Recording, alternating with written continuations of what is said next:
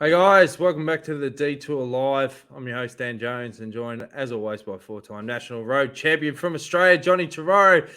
Johnny, we're coming in red hot to this episode tonight because you have strategically booked. I don't know why you picked Thursday. You knew that Thursdays were the day that we go live on the Detour, and you thought, what a genius idea. I'll organise a long lunch with all my old mate. I got dragged along to this thing, and you're coming into the episode hot. Partly true, Dan. Partly true. You like to sort of lead me into the, but you're right. It was a wonderful lunch with a lot of the guys we've travelled on the Detour de France with, and it turned out to be your selection on the date. So don't blame me for that. But it's been a wonderful lunch, which is just finished, and So any swear words that come up, you can delete them or you can't because it's live. Anyway, we will survive. It's been a great day. Yeah, and it was great hearing all the old Detour stories. And the common thread was like, one, you've done the Tour de France so many times now, and it was all the different characters that you've picked on the Detour over the years, the ones that you clearly didn't vet the process at times. You had some interesting cats, problems with accommodation, but the common thread was people got through it. And I think it gave him a good perspective of, if I can survive a Tour de France with John Trevorrow, I can survive anything. And what an important time with COVID and stuff that I really appreciate it. You know what? The interesting part of all of that's very true. But the two most bloody aggressive guys at that lunch, the two Ronnies, the two guys who carted me through the Tour de France when I was crook. When they heard you and I are going back, they're the first two to we're coming, we are there. So there you go. It can't have been that bad. They've already put their hand up to be there next year. Well, anyway, I've got a bit of a waffle radar and it's sort of tipping into the red zone. So we need to bring in our guest to just sort of straighten this up. And that is, of course, Nicki Strobel, who joins us live from Europe. You're in Norway at the moment, Nicki. Bit of background for the listeners. You have been like a head chef in pro cycling for over 10 years now. Got some amazing stories because we've spent a lot of time together, and that's a given.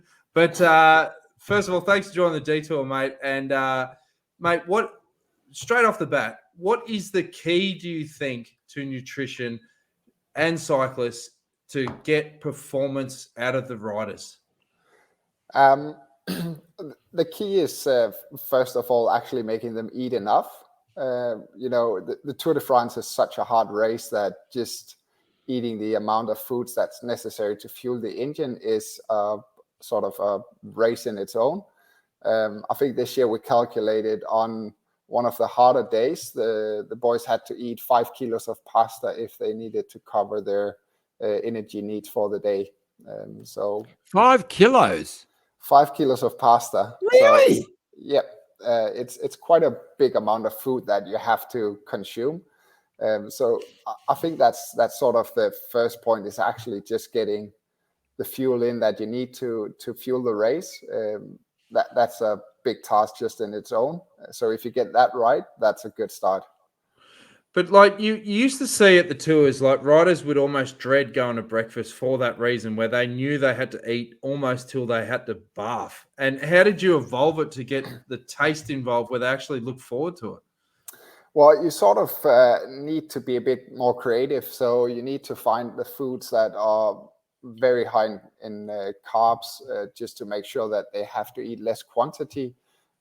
Good tricks are like, smoothies, bread with butter and jam and stuff like that. So like things that are normally considered unhealthy for your average person to eat a lot of. These guys will just go through it like every morning, and we try to keep it pretty solid so they don't have to eat big quantities. Like if you had to eat porridge for breakfast and only porridge, you would have to go through almost a kilo of porridge every morning. Now, one of the things that you were famous for, Nicki, was your bread. All right, so a lot of people watching this, we all eat. What is the secret to making the and desserts? You like the French dessert. What is the secret to making a cracking loaf, Nicki?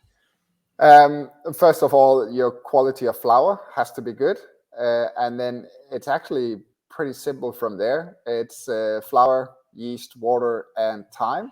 And then where most people go wrong is they don't bake it at a high enough temperature. So you really need to get your oven proper warm before you start baking any bread.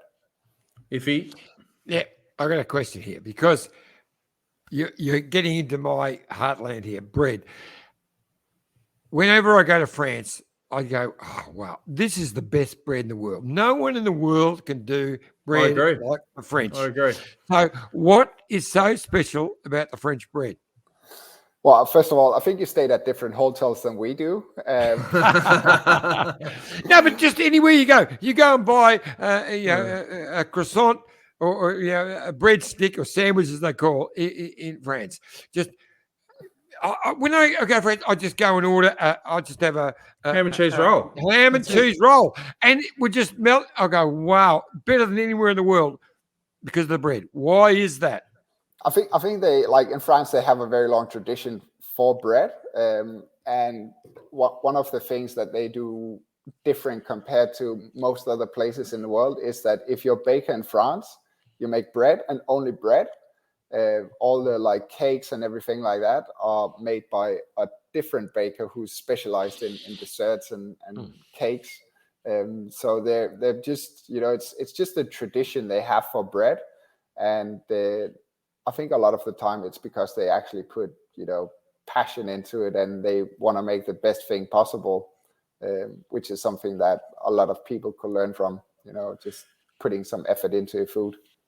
So hang on. That is a load of bloody fluff. Oh, here we go. Told you if he was coming in hot, Nicky. No, seriously, Nicky, love you, but you didn't answer that because that's all true.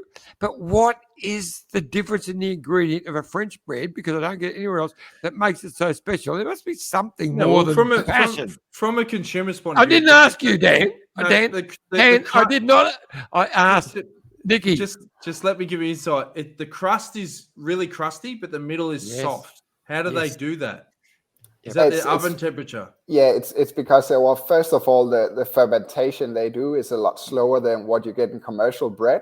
And the fermentation is what sort of develops the flavor in the bread. So a normal fermentation for, your standard bread you buy in the supermarket would probably be 45 minutes, an hour, where you go to a proper bakery where they do the bread from scratch. It's probably like an overnight rise. So it'll be like 8 hours of proving, which develops the taste. And then the crust is because of the water level they have in the bread and the temperature they bake it at. So we've got a couple of live comments coming in. Worth a Shot podcast. This is a regular occurrence. I think that's because we started 4 minutes late. It took my liver 4 months and I came home 5 kilograms heavier. That's obviously being on the Tour de France, is it? Wendy Superfan says, settle, boys. I think that's great advice. John, you're getting a bit heated. And Gavin B says, I've just finished reading a Twitter thread where an American who visited Australia was raving about the quality of our bread. It was a bloody tip-top. Mind you, they pass off cake as bread. I would say Australia has one of the best breads I ever tasted, raisin toast. Oh my God. It's the best thing ever. Raisin toast, toasted with just butter on it. Oh. So that's good. Nicky, we should do this at the intro. We're sort of all over the shop, but give us a bit of background as to, first of all, how did you find the passion for cooking? And then how the hell did you end up in the pro peloton? The passion for cooking started when I was very young. I had a granddad who was a chef, and I sort of always been in the kitchen with him, and started from, I think, like 5 years old, and then came straight out of school, started as an apprentice at 15, and then it sort of just took off from there. Then I got into more like the Michelin star cooking and stuff like that, worked at some of the best restaurants in Denmark. And then at one point, our cycling team asked us if we wanted to cook for them. And I was like, yeah, we can do that. Like we had the winter off. The restaurant I worked at the time was closed during the winter. So I joined the team and yeah, quite liked it. It was something way different. Like the first time I arrived in Spain and I had to cook for them, never seen, red capsicum before and stuff like that, because that wasn't something that we used in the restaurant. So it was sort of a whole new learning experience for me. And then after, I had 1 year with the Danish team, then a year with a team from Luxembourg. And then I started at Green Edge. And that's where my interest really, started going into more like the nutrition stuff, and where I started, doing some studies and really looking into that side of it too. But to be honest, when I first came into cycling, I knew nothing about cycling. I had no interest in cycling. I just came in because I could cook, and I really enjoyed the group people I worked with and how everything worked. It's sort of you get to be sort of a family when you're on the road for that long, and you see each other on like your good days and your bad days, and I really enjoy that. I find that fascinating, mate. And so what happened that you started to understand the difference between cooking good food and cooking the right food for elite athletes? What happened to make that change for you?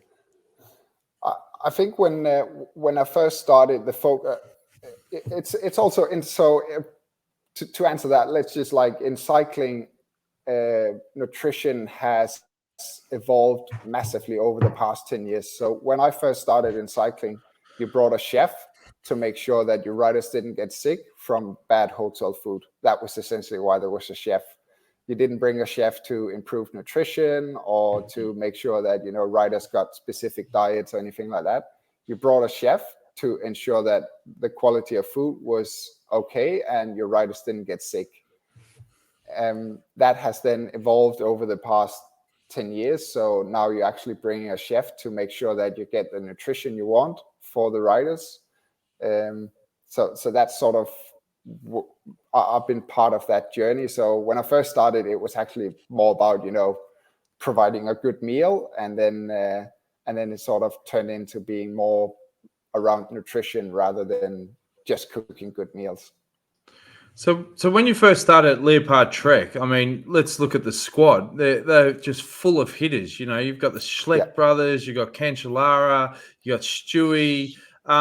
That would have felt. Did you understand how big it was making meals for the best riders in World Tour cycling? No. And well, that's good. so how was the process then? So say you're at the Tour de France and you're making meals on decisive days, because they on paper they come very bloody close to beating Cadel Evans that year. As if you were saying, if you're going in and you're cooking these meals, not really understanding the chemicals or the process of what they need for performance, were these guys going, hey, mate, we don't eat that stuff? Because I remember there was a big trend around that time with Garmin saying, oh, they're only eating white meat because it's better for performance and a lot more rice. They had all these theories, but it was still really green. It doesn't feel like a long time ago, but it was still really green back then. Yeah, it was like what I did back then was mainly just listen to what the riders said and what they asked for. So I would just talk with the riders, and then they would sort of like give me points on what they needed and what they wanted, which was at times a bit frustrating when you're working with, especially the guy who was really good at time trialing. His mind was all over the place. He just couldn't make up his mind what he wanted. You served warm pasta, he wanted it cold. You served it cold, he wanted it warm. So at that time, you were sort of just whatever the riders want and what they're asking for, and then you would just prepare that. We've got another comment from Tom Maloney. It's a big one. Hi, guys. I know this may be hearsay to this conversation, but I went low carb 4 years ago, and although only competing at club level, I was able to race 100 Ks better just on a bidon of water. Keto advocates say that you can have a greater carb storage from burning fats rather than carbs. I believe USTT riders who came out of nowhere and won at top level were trained by Stephen Finney using low carb regime. Do you have an opinion on this, Nicki? Yes, I do. Yes, and what is that? Well, low carb is good for your average punter, but we're working with it's less than 1% of the world population that are at the level I'm working with, and even though they're doing an easy race, if they try to do it low carb, there's just no chance they would be able to keep up. A big difference is like a lot of people compare to I did an Ironman and I did a low carb. That's fair enough, but in Ironman you're setting your own pace, and there's no sort of like sprint or anything like that where you have to be able to go deep and really put out power for shorter durations. So for your average person, low carb probably works, and a lot of people have benefited from going low carb. But when you're working with elite athletes, you just there's just no way they can compete in events like the Tour de France or anything like that doing low carb. It just doesn't work.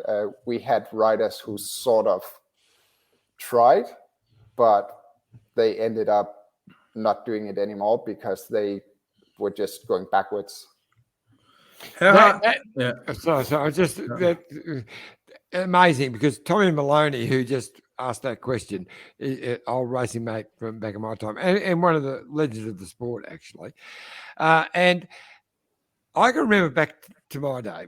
I was very lucky in my younger days. My dad was a pro cyclist, but one of his great abilities was he was ahead of the game. He understood, nutrition and that in the early days. So I can remember as a kid, him saying, you do this, do that. Right at the end of my career, I rode the Giro, and I rode with a Belgian Italian team. And I realized they had no idea what they were doing. It was a big stage coming up. We'd not only get a steak for dinner, they'd give us a small steak for breakfast. Yeah. I mean, the thinking was so, and I knew that was wrong. So I'd be filling myself, and I loved a steak, but I'd be filling myself on the rice and the pasta because I knew that was what was going to get me through. So the changes since those times have been staggering. And so I would love you, Nicki, to have been at that Giro that I rode, 1981, and to look at what we were doing. It was just ridiculous. The question is then, what are the things that you see that are still currently happening that you just shake your head and go, that is totally wrong? Either you see it on social or you see other teams doing it in terms of riding for performance and what you need to eat. I think a big one is still the low carb, high fat diets, and I think it's because people just don't understand that pro athletes is just it's a whole different thing. You can't really compare it. It's day and night compared to I used to do a bit of triathlon myself, but then I went out training with the bike riders on their recovery days. I was struggling to keep up because they're just that much fitter. They're riding so much faster and they're burning so much more energy. So I think a lot of people are sort of, not really understanding that these riders are something way different than what your normal person are doing. That's a main thing. In regards to what I see that people are still doing wrong, I see riders who are eating Pringles every day in a Grand Tour, and I'm like, are you opening the door for a story here, Nicki? Yeah, I know a story. Let's tell a story. Okay. So 2015, there was a crash on stage 3, and it took out most of the Green Edge peloton, and Michael Matthews survived that crash. And he thought at the time that he had 3 broken ribs, and he went into the bus and he said, "That's it, the ribs are broken, I'm done." And they said, "Hang on, mate, we'll scan this." They scanned it, and they turned out that it wasn't 3 broken ribs, but it was a hairline fracture or whatever. Yeah. So next day at the start line, he does the interview, and the world media are like, "Michael, you had a big crash yesterday. How are you feeling?" He goes, "Yeah, I got 3 broken ribs." And they go, "Oh my God, that's unbelievable. How are you even racing?" And he got through the stage, and then he got the most competitive award because on paper they thought he had 3 broken ribs. Yeah. And there was a Swanee that had a liking to Michael, and I think he might have manipulated the sympathy card there, and he was feeding him Pringles. Now, when they got to like the second rest day, they all had to weigh in just to check how the riders are going. I think he put on about 3 or 4 kegs, and they're like, "What the hell is going on here?" And then they tracked it back to. Well, I think it was one of the days we stayed at I don't know, like we stayed at small apartments at one point, and he showed up at dinner with his tub of Pringles, and I was like, "That's it. What's going on here?" And he was like, "Oh yeah, like, you know, every night I have a few Pringles." I'm like, "Do you eat the whole thing every night?" He's like, "Yep." And we're not talking about like, you know, one of the small ones. We're talking like the big tub. A full tub of Pringles. And it's like, you know what? Like we could probably find something that's healthier for you and would help you. But he just shook his head and like, I think I was his bodyguard on that Giro, and so it's probably partly to blame. It was just one of those things where you just like. You try to convince him with, you know, this is not the best for you. You can do better, and he's just like, "No, I'm doing fine on Pringles, so I'll just keep on doing that." And you're just like, "Wow." I think at one point the team got to a crossroads. Like, how do we get Bling off Pringles? Dan, you talk to him. No, but you said, Dan, talk to him, because if anyone can connect with a Pringle addiction, it's going to be you. And I remember going to the back of the bus and saying, "Bling, mate, I know your pain, bro. Pringles are awesome, especially the sour cream and chives. I've tried many times to give up, mate. It's just give it time. You know, it's a process." Yeah. And no, it didn't matter. But it raises an interesting thing. There are cases, and people can't believe this. These riders that ride a 3-week Grand Tour, you would think that it's like a game of Survivor. You start at the start, by then you're just gone. There are some riders that will actually put on weight throughout a Grand Tour, and people can't. Yeah, John's one of them. You can't work out how that happens. How does that happen, Nicki? Mainly, it's because they overeat on the easier days. So you know, when they have a easy day, it's pretty easy to overeat. That's sort of like we have both extremes with these guys. So. You know, we have one day where they do 6,000 calories and they have to eat pasta until it's coming out of their ears. And then the next day they are doing an easy stage and they'll burn, you know, 2,000 calories on the bike, and they can't hardly eat anything because that will, you know, put on weight. So it's all about finding that balance, when to eat a lot and when to sort of dial it back. And also, you know, a tub of Pringles is 1,000 calories or something like that. So that will get you there pretty fast. Every time. But then on the flip side, remember that year that Michael Albacini put on 5 kilos or whatever? They had to do all these tests, and some riders have problems with their liver and the gels, or like an adverse reaction to certain foods. It's just the level of stress that your body is on. You can put on water, just like your body just starts to retain water because it's under so much stress every day. And that's also why, like, a lot of people think that, you know, the rest day, surely the riders will just stay in bed and don't do anything. Some riders still do, but on the rest day, most riders will actually go for, you know, a 2-hour ride or something like that, just to make sure that the body is still, you know, turning over power, still doing something.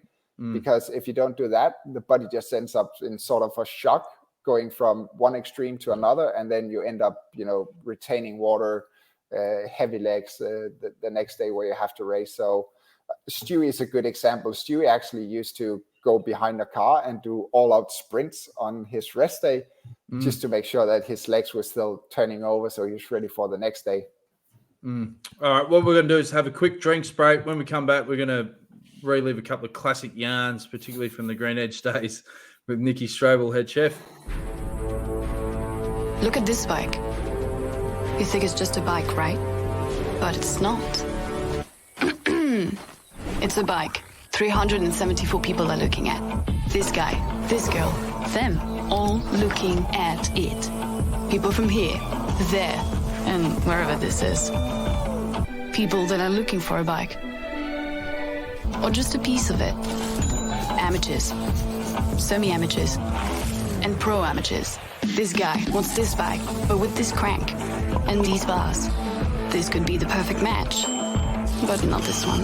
This girl has a bike to sell, and thousands of people might purchase it. Eyes on Bikes help grow small businesses. His, hers, yours, and the latest data and insights help those businesses keep moving.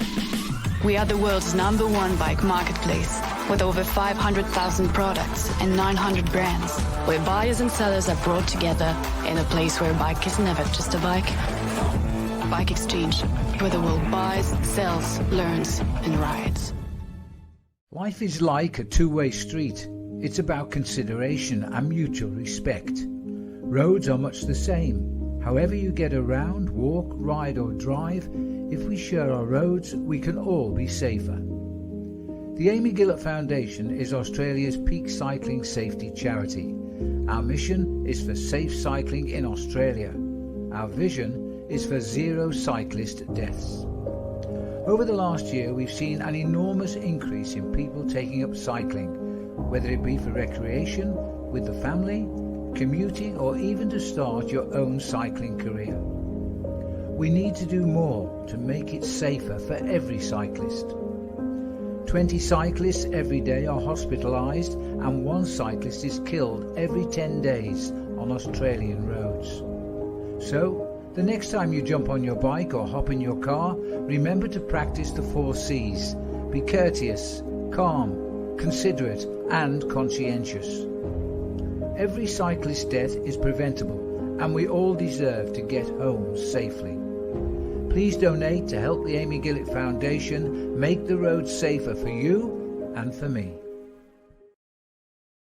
Thanks again to Bike Exchange and obviously the Amy Gillett Foundation. We're joined obviously by Nicki Strobel, head chef cycling extraordinaire for over 10 years in the Pro Peloton. Now, Nicki, some of the classic yarns, I think we told this on the detour last time you were on probably, was 2012 when we were at the Tour de France and you were in Brian Nygaard's team car and you backed it out and you backed it into a pole and I was the only one that saw it. And I said to you at the time, I said, Nicki, there's 2 ways we can play this. I'll dob you in directly to Nygaard, or because I saw what you were dishing up the riders. You know, we're talking lamb shanks, chocolate mousses, the works, but there was never any left for the staff. I said, listen, mate, you make extra and give it to me, and I'll keep quiet.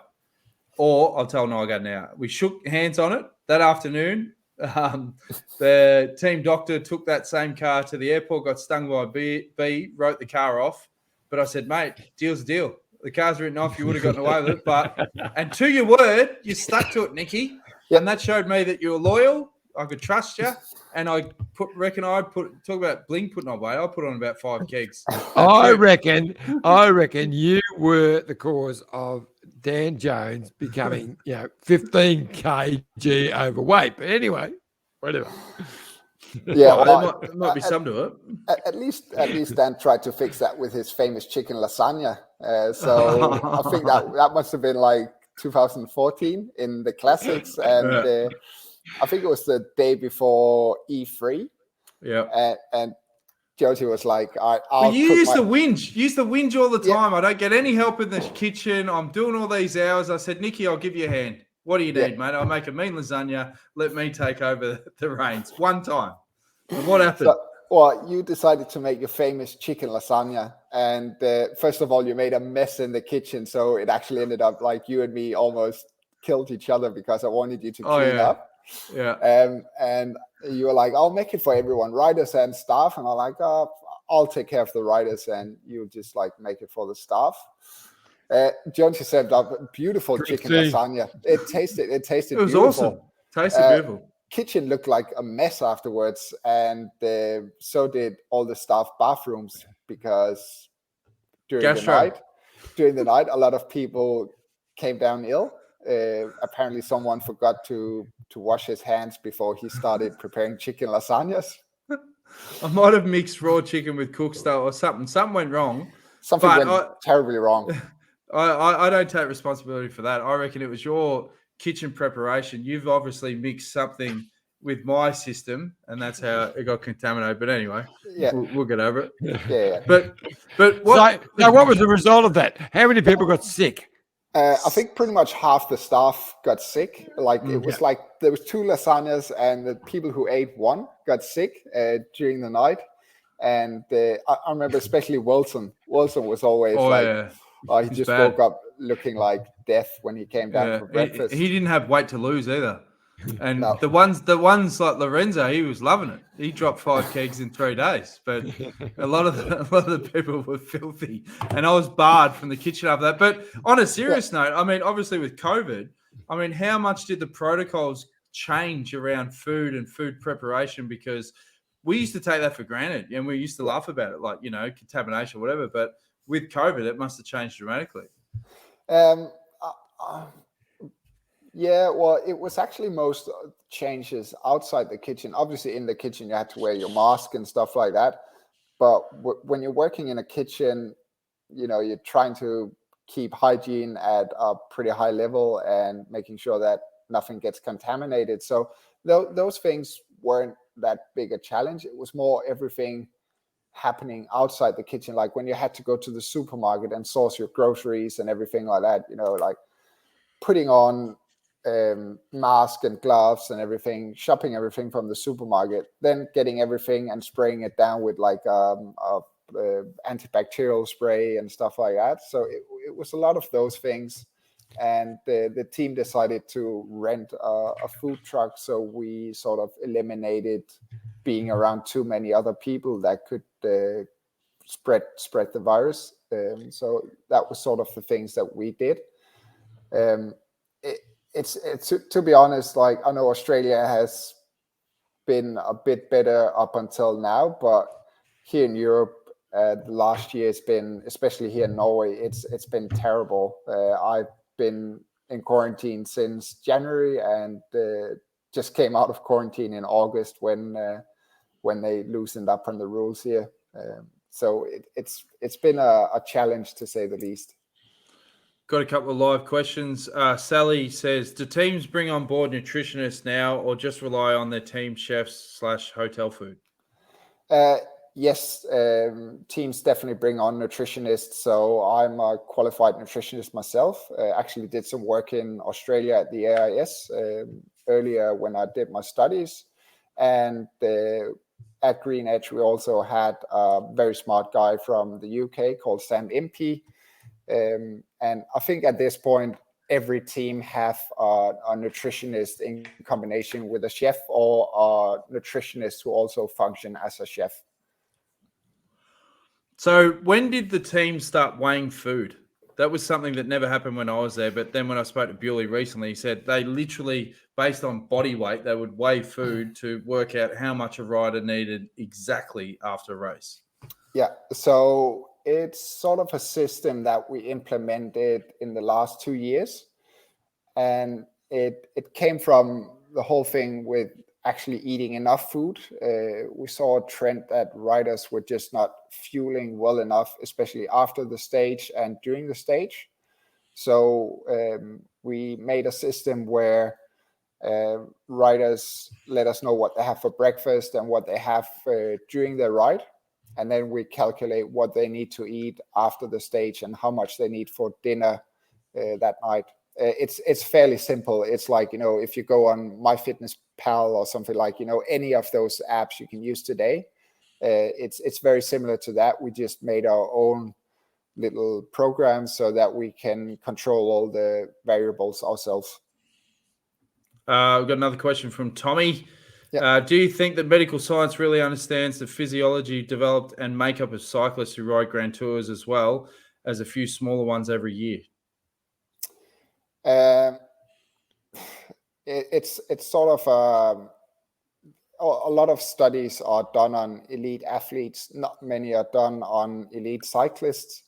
It all comes down to elite cyclists earning enough money and getting enough support that they're not really willing to, you know, go and do a 3-week camp or something like that. So it's pretty hard to see that, you know, that we don't know enough about cyclists in particular, but we know a lot about other things, and therefore we can sort of extrapolate what cyclists are like, if that makes sense. Yeah, no, I just what Tommy's touching on, I think, is that the difference between riding, a week, 10-day tour to a grand tour is immense. And I joked about putting on weight. I actually lost 10 kilos in the grand tour that I rode in the Giro because I was overweight when I started, but I lost 10 kilos. And then went straight in 2 days later through Switzerland, which, I blitzed through. But it's a very a grand tour, as you mentioned before, Nicki, is so different to any other event. Yeah, one of the things in a grand tour is that it's that many days that there's no way you're getting through a grand tour if you're not fueling well enough and if you're not coming in, fit and ready to go. Where the week-long races, if you under fuel a bit every day and you're not doing it optimally, then you can sort of still get through because it's just a week. But when you get to those 3-week races, you need to, and especially that last bloody week. Yeah, especially the last week. I reckon, if you look at riders, they probably put on 10 years in the last weeks. Like they just go from looking sort of normal and then just becoming walking ghosts in the last week, especially if it's a very hard last week. We talk about the physiological, benefits of food, but how much is the mental health benefits of food, where sometimes you have to go, you know what, I know we've got to be strict and tight with the calories and we've got to grain feed these guys, but sometimes you just go, you know what, for the mental health benefits of giving them some chocolate mousse or something, just to give them a lift. Food, mate. Comfort food. How important is it to find that balance, Nicki? It's very important, and with most people, they, we look at food, and when you look at it from a scientific side, then food is just numbers. But when you look at it from a human side, food is comfort, it's taste, it's, all these things that you put together that creates a meal. It's also something social. So when you actually sit down together with your, like the lunch you just had today, I'm pretty sure it wouldn't have been as enjoyable if it was just you by yourself. So it's a lot of different things, and it's something that you really need to consider too in a grand tour. Like some days in a grand tour, they just suck, and there's no way around it. Like you have cold, wet, rainy days, and sometimes you just need to bring up the spirit of the team. And then you can do that with food, serve some comfort food for the guys, and everything just sort of needs to be balanced out. So if you serve a pretty rich chocolate mousse, then you just need to make something else that's a bit leaner, a bit less. So balance is key. Strawberries, a lot of strawberries. There was always a lot of strawberries, Nicki. You had bowls of that stuff. Free ranger. After several years of veggie/vegan, finding myself with heart disease and bypass surgery, I can now say high carb, low fat is not the answer. I think what we need to realize is that a lot of people tuning into this show are not professional cyclists. That's a fact. So probably need to give them a bit more direction on the everyday cyclist. So let's give you two scenarios, Nicki. So what should someone, we'll start with people that are in my category, that need to lose weight but want to feel good and want that stuff to taste good.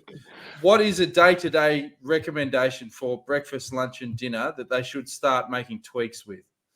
I think a main thing, and sort of the way that also pro athletes are going now, is sort of periodizing your carb intake. So actually, on those days where you're not doing anything, you don't need to eat, a big breakfast with toast and porridge and all those things. On the days where you're just, doing a normal day, you can sort of get by with, leaner breakfast, a bit of eggs, maybe one slice of toast or something like that.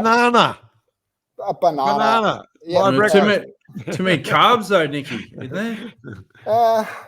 No, like this.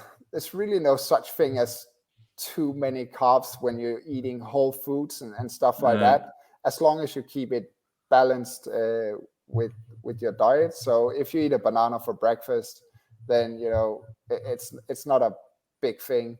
But if you eat a banana and then toast with honey and porridge and stuff like that, then you're starting to get really into too many carbs.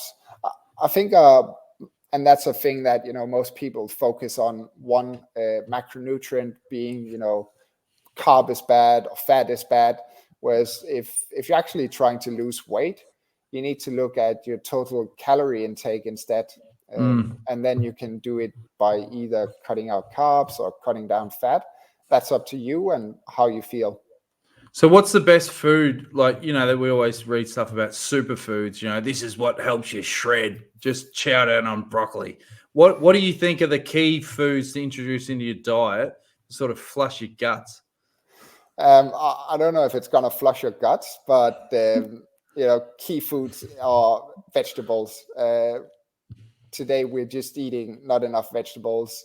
They're healthy, filled with vitamins, minerals, fibers. So I think the biggest thing is just to introduce a big serving of vegetables every day. Is there any particular veggie that you go, that's the one? Broccoli? No, not really. Like, as long as you get a mix, because if I say broccoli and you have to only eat broccoli, then you'll just get sick of broccoli and then you won't do it.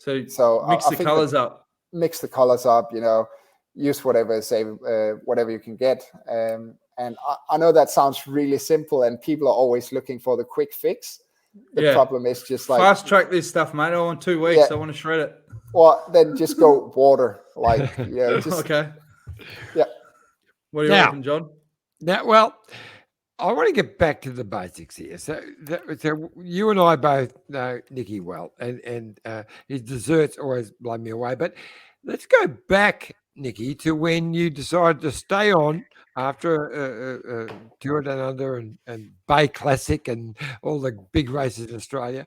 And you went back to sail and stayed with Dan. Oh, great times. Yep. Great times, wonderful times with Emu and the absolutely glorious Mary, Dan's wonderful parents.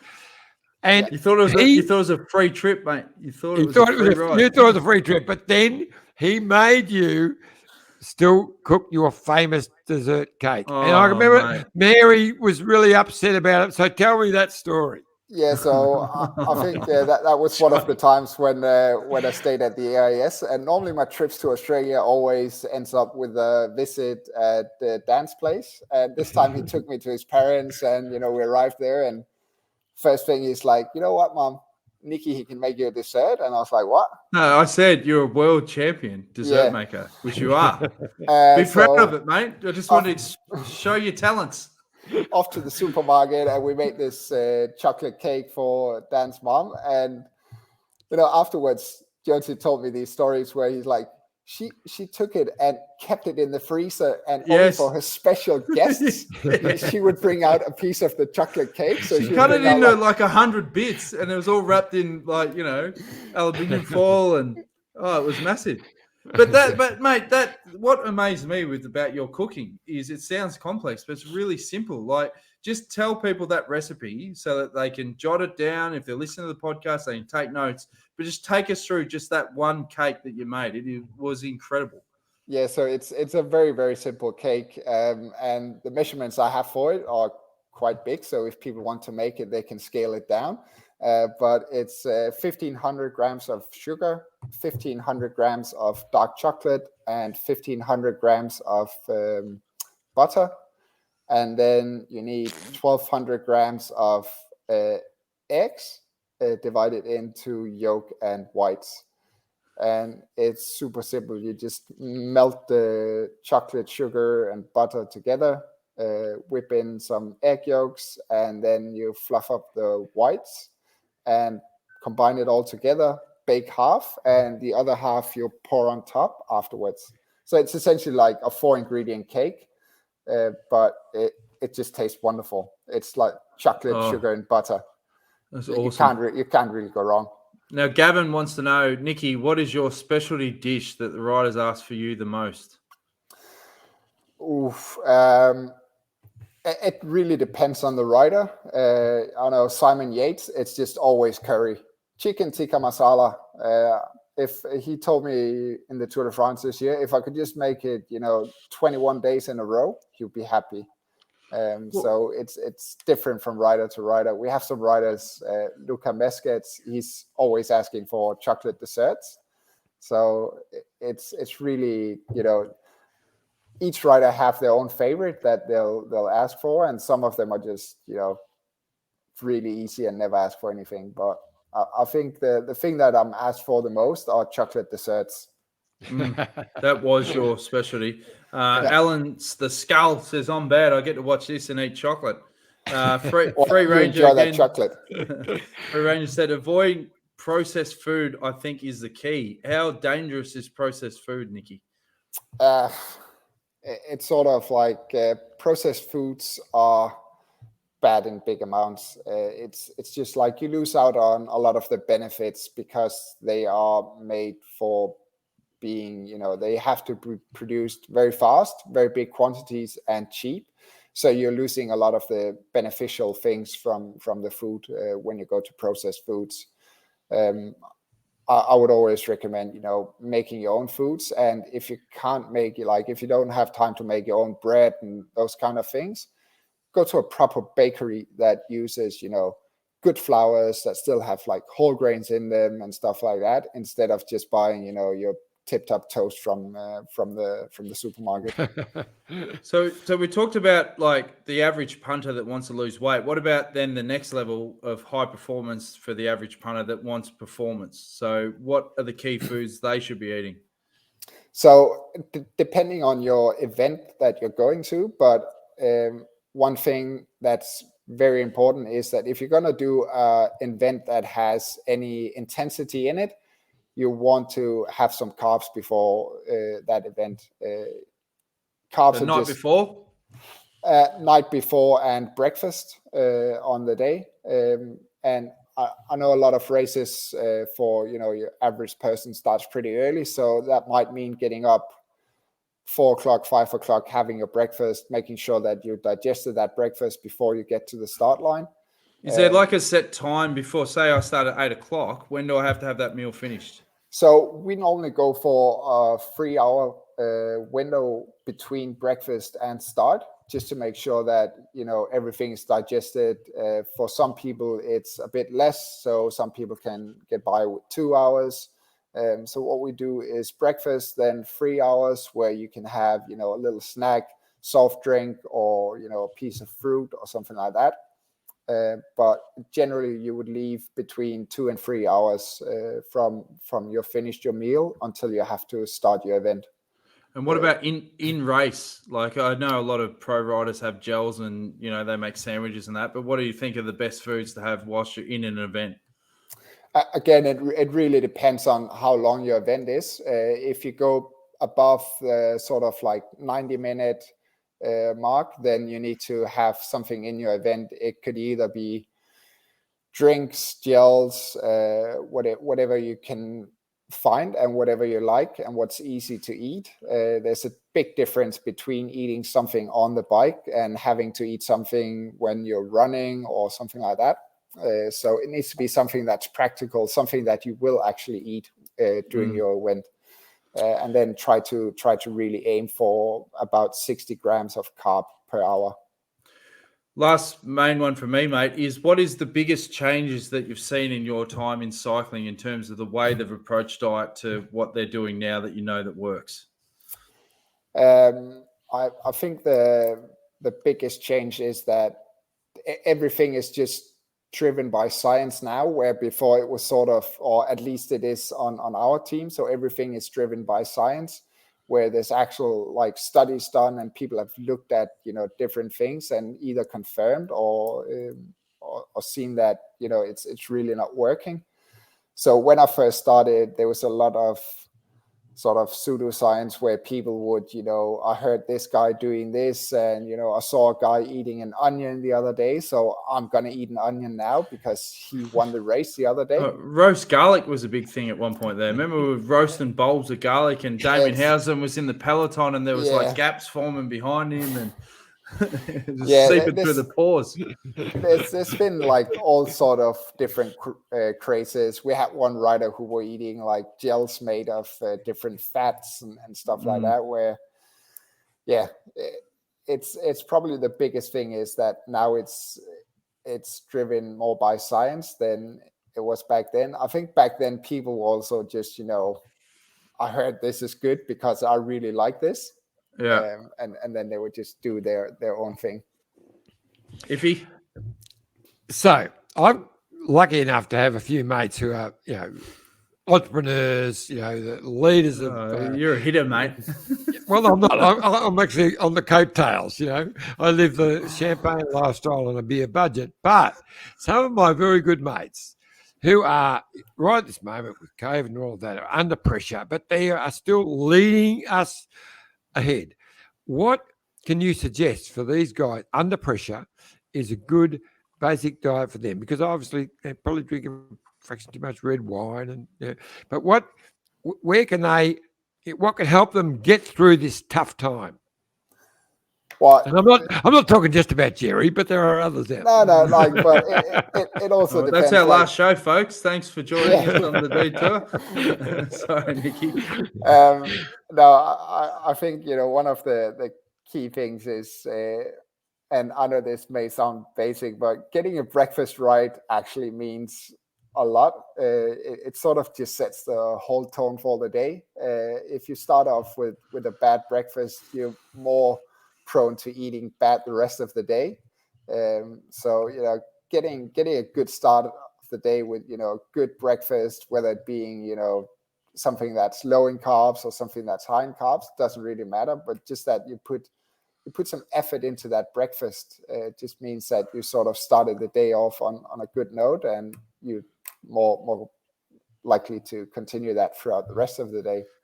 And also, Nicky, what sort of effect would it have actually planning your week in terms of food intake? Like how much people that you look at and they whinge and they go, oh, geez, I'm so overweight. And I feel like they're not actually planning their food intake for the whole week. So if you're looking in the mirror here, Dan, in any way? No? Mate, I'll tell you now, people would attest to this. If you've watched the detour 18 months ago, I've lost weight because I finally take it serious. And I shop on a Sunday when I'm not hungry, because when I used to go to Woolies and you're starving, geez, you fill the basket with just crap. Now I call it nude food, I've discovered mandarins, and they're seedless and they're bloody beautiful. I have Greek yogurt now, the vanilla bean with fresh berries and a little bit of granola, and I love it. And it's finding the mental side and connection with food is unbelievable, where if you plan and you're going to snack, like I don't trust myself, so I don't buy the stuff that I know I'm going to pick at. Whereas the old days of having the fun size crunchies in the fridge where you go, oh mate, it's 8 o'clock, it'd be rude not to, they're gone because I can't get it. Whereas if you have stuff prepared, like I've only discovered celery sticks finally, and you can snack on celery sticks and bit of salt. You gotta have salt, mate. Skull is on it. The Tamar Valley vanilla bean is awesome. If you're in Australia and get onto that is magnificent. And you have that with fresh fruit, beautiful, and you become addicted. Yeah, I think you're making a good point there. Like actually planning out things and sort of being, if you go to the supermarket and you're starving, you just end up making bad decisions because you just want that quick fix now. It's a bit like, putting a Band-Aid on a bullet wound. Like you just sort of, you're not really solving the underlying problem where like you need to get some proper food in. You're just fixing it with fast sugars and stuff like that. So planning out your week is definitely a good thing. It's planning. And also trying to sort of stay ahead of your hunger so that you don't get to that point where you just go crazy and you're just trying to find whatever you can eat. So just that little bit of snacking before you get to that point can definitely help. You're spot on. Last night, it was our fish and chip night.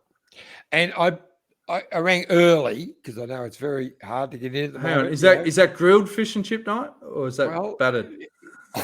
Grilled fish and a bit of everything. But so I rang early, and when I went and collected it, I noticed the package was half the size of what it is when I get there late and order at the counter when I'm hungry. Double the size. So it was amazing how it changes. Anyway, by the by. So you're saying if you ring ahead, it's bad or better because you get less? Oh, good, because you're ordering what you really need. But when you get there and the smells get to you, that's right. twice as much. Battered Sav, deep fried Mars bar, the works. I know that. Like I had a few trips to Macca's with Dan where you just like roll up and you just end up like the drive-through where you just end up like, can you just get us one of each? 20 nuggets just to wash it down. Probably when they pour it in. Yeah. Well, mate, it's been a bloody fascinating chat. I know that you're winding down your time at Green Edge, but you're joining a new team next year, Norwegian team. Must be exciting. Obviously, end of a chapter, but working with new riders, new team, new environment. You must be pretty excited for 2022, mate. Yeah, definitely. And especially, so the new team I'm joining is mainly young developing riders. And that's something I really enjoy working with, teaching, them how to fuel for the future. The past 10 years has been awesome, but, sometimes change is needed. Yeah. And they had an interesting camp, Nicki. You had to rough it, team bonding. Yeah. Would you have a Mars bar for 2 days or something? I was like, new team, and they're like, we'll do like a team kickoff. We go to Oslo, and I was like, sweet, go to a hotel, sip a bit of champagne, have a good lunch, meet the new riders, and then we show up and we come to this military boot camp. We like gave us a Mars bar and then a tent, and here you go. Here's your food for the next 2 days, and here's a 20 liter of water that you have to carry around at all times. Make sure you not pour it out because that's also your drinking water for the next 2 days. So that was. I was going to say, you're looking lean. You're looking lean, mate. You've trimmed up. I was like, this is my first and last camp with this team. Like I'm called up. I called up Jerry straight away. Like, actually, can I please come back because this is not like going to catch and kill your own. Yeah, I really enjoyed those times where we just went to Mitchelton. Vineyards, had a bit of wine. That's more my type of introduction to a team. But looking back at the journey you had with Grace, you must look back and go, that Aussie influence and all those great times and experience and, coming up to Sail and that, and guys like Jerry, I mean, that's a big influence in your career to date, yeah? Oh, definitely. And, just all the little things you pick up from, the people you work with along the way. I made good friends in Australia. I was lucky enough to come and study there for a few months and stuff like that. And it's just one of those things, it's been 10 great years, and there's so many things that I'll take from the team, and especially, Jerry being the leader of the team and really pushing, the team is the family, and put trust in good people, and then good things will happen.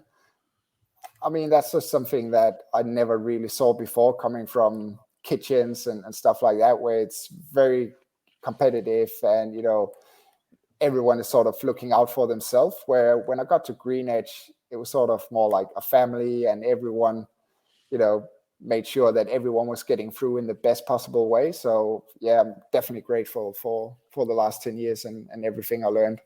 And also that, I got a bit of Australian influence. That's right, mate. That'll serve you well. Yeah. And you got to go to Sail. Exactly. Sail Victoria. Exactly. Yeah. Never knew what a Tim Tam were before, So, I just remember we took you to the pub that first night. You almost got your head kicked in because they knew you were from Europe. And it was just because you're standing there looking different. And Blake's going, I don't like the cut of his brush. And you're going, mate, is that normal? I said, yeah, mate, you're in Sail. Welcome. I got a couple more comments. Tom Maloney says, you're looking good, Dan. That's why I had to read it out.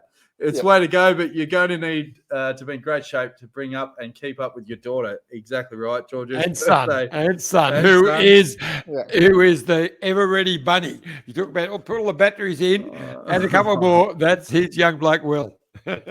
We'll do another podcast because Jan says, thanks, guys. Very motivational podcast. Maybe we'll do one on parenting and we'll actually ask the audience for tips because I'm not going there. I'm not going there. Oh, I do have 12 grandkids, but I'm not going there. I'll tell you what. It's funny how 3-year-olds, like the things that they pick up on. And when you, this is so off topic, but you try and get them to bed and they start mocking you. Like my daughter who's 3 and my son who's 4, she'll go, okay, Will, we need to calm down. It's been a big day. Now we need to go to bed. And she does the hand movements as well. And I'm going, you are literally taking the piss out of me right now. Fantastic. Will Wizard goes, is Nicki going to X? Is that the team? Yes, the team is called X. Yep. Careful, because Will Wizard, he just sniffs stories, doesn't he? He's a story breaker. Yeah, he's He'd amazing. be right. He is amazing. He's only been wrong once. Don't piss him off, because then he starts coming at you with comments and sledges. But hey, Nicki, it's been an absolute pleasure having you on the show, mate. We wish you all the best with a big 2022. Keep churning out those chocolate cakes and chocolate mousses, and look forward to you coming back to Australia, mate. And I'll take you back to Sale, and this time you won't have to make a cake. I've got the recipe now. I'll do it for you. Thank you very much. Good on you, Nicki. Yeah, Legend, mate. Thank you, guys. Take it easy. Thanks, mate. Thanks, mate. Thanks, heaps. Nicki Strobel, absolute legend, Iffy. We had another comment from Wendy Superfan. She says, hey, John, I see the Bay Crits are back next year. You can confirm or deny. Hush, hush, hush. They are back.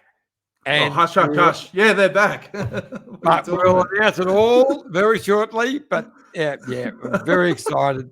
But just between you and I, Wendy. They're hush, hush, hush. They're back. Mate, you're all over Well, the that's shop. what happens after a long lunch. Okay, well, that's my cue to wrap the show. Thanks for tuning in, guys. Thanks, Nicki Strobel. He's an absolute legend. And as we said, we wish him all the best for next year. We'll be back again Thursday, same time, 6:30 p.m. Australian Eastern Standard Time. Make sure that, as we always say, like, share, and subscribe. YouTube.com/The Detour Podcast. Appreciate all your support, guys, and we look forward to next week. We're trying to get Rory Sutherland. We tried to get him a couple of weeks ago. He's under the pump. He's been in the track worlds, but we probably will get him next week, I reckon, Iffy. And Donna Ray. Donna, Linsky. Yeah. And we're going to unpack Australian cycling. If he's going to ask him all the hard questions, he's going to love it. And we get Phil Liggett back on, and don't forget to jump on his website for the Phil Liggett Safari, which is there. Toreka.co. Yep, exactly. And we'll have Phil on next week as well. All right. Stay tuned for that. Thanks for joining in for the show, guys, and we'll see you again next week. This is the winning ride of the Tour de France. Benjamin